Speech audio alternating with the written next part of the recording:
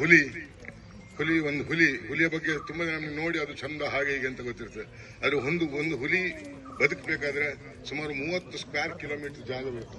ಒಂದು ಹುಲಿಗೆ ಒಂದು ವರ್ಷಕ್ಕೆ 52 ಊಫ್ಡ್ ಎನಿಮಲ್ಸ್ ಬೇಕು. ಪ್ರೇಸ್ ಊಫ್ಡ್ ಎನಿಮಲ್ 52 ಊಫ್ಡ್ ಎನಿಮಲ್ ಹುಟ್ಟಬೇಕು, ಬದುಕಬೇಕು. ಆ ಏರಿಯಾದಲ್ಲಿ ಆ ಹುಲಿ ಮಾತ್ರ ಅಲ್ಲ, ಇನ್ನು ಅನೇಕ ಪ್ರಾಣಿಗಳಿರ್ತದೆ. ಸೊ ಈಗ ಸಂಘರ್ಷ ಆಗ್ತಾ ಇದೆ ಅಲ್ಲ, ಈ ಸಂಘರ್ಷದ ಬಗ್ಗೆ ನಾವು ಆಲೋಚನೆ ಮಾಡಿ ಏನಾದ್ರೂ ಒಂದು ಸರಿಯಾದ ಕ್ರೈಟೀರಿಯಾ ಮಾಡಬೇಕಾದ್ರೆ, ಯಾಕಂದ್ರೆ ಇದು ಇನ್ನು ಅನಿವಾರ್ಯ.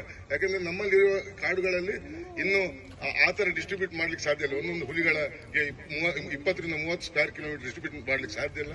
ಈಗ ನಾವು ದೇಶದ ಇದನ್ನು ಬಿಟ್ಟು ಪೂರಾ ಏಷ್ಯಾದ ಕಾಡುಗಳನ್ನು ಮಿಕ್ಸ್ ಡಿಸ್ಟ್ರಿಬ್ಯೂಟ್ ಮಾಡಿದ್ರೆ ಹೇಗೆ ಅಂತ ಚಿಂತನೆ ಮಾಡುವಂತ ಒಂದು ಸಮಯ ಬರ್ತಾ ಇದೆ. ನಾವು ಚಿಂತನೆ ಮಾಡಬೇಕು.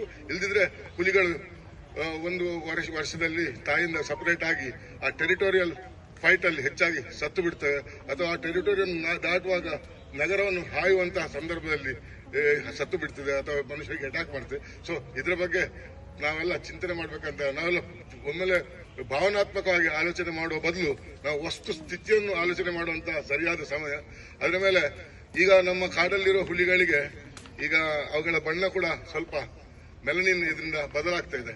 ಸೊ ಅಟ್ಲೀಸ್ಟ್ ನಮ್ಮಲ್ಲಿ ಇರುವ ಸ್ಪೀಸೀಸ್ ನ ಬಣ್ಣ ಇದೇ ಆಗಿ ಉಳಿಬಹುದು. ವೈಟ್ ಟೈಗರ್ಸ್ ಆ ತರ ಮಾಡಿ ನಾವು ಒಂದು 2 ಸ್ಪೀಸೀಸ್ ಅನ್ನು ಡಿಫ್ರೆಂಟ್ ಆಗಿ ಬೆಳೆಸಬಹುದು. ನಾನು ಬಹಳ ಇಂಟ್ರೆಸ್ಟ್ ಈ ಪ್ರಾಣಿಗಳು. ಈ ಮೃಗಾಲಯಕ್ಕೆ ಫಸ್ಟ್ ಪ್ರಾಣಿಯನ್ನು ನಾನೇ ತಂದೆ. ಆಗ ಲ್ಯಾಂಟರ್ಡ್ ಮಕಾವ್, ನಾನು ಇಲ್ಲೇ ಬರುವ ಹಕ್ಕಿ ಬಿಕ್ಕಿಲ ಹತ್ರ ಹೇಳಿ ತಗೊಂಡು ಬಂದದ್ದು, ಇಲ್ಲಿಗೆ ನಾನೇ ತಂದದ್ದು ಫಸ್ಟ್ ಪ್ರಾಣಿ ಇಲ್ಲಿಗೆ ಅಡಾಪ್ಷನ್ ಇತ್ತು. ಆಗಲೇ ನಮ್ಮ ಬಳ್ಳಾರಿ ಅವರಿದ್ರು ಆಗ. ಸೊ ನನಗೆ ಬಹಳ ಇಷ್ಟ. ನಾವೆಲ್ಲ ಸೇರಿ ಇದು ನಮ್ಮ ಮಂಗಳೂರಿನ ಹೆಮ್ಮೆ. ಇದನ್ನು ಸ್ವಲ್ಪ ನಾವು ಸಪೋರ್ಟ್ ಮಾಡಿ ಸ್ವಲ್ಪ ಇದನ್ನು ಮೇಲೆ ಎತ್ತಲಿಕ್ಕೆ ಟ್ರೈ ಮಾಡುವ ಅಂತ ಹೇಳ್ತಾ ನನ್ನ ಮಾತುಗಳನ್ನು ಮುಗಿಸ್ತೇನೆ. ಜೈ ಹಿಂದ್, ಜೈ ಕರ್ನಾಟಕ.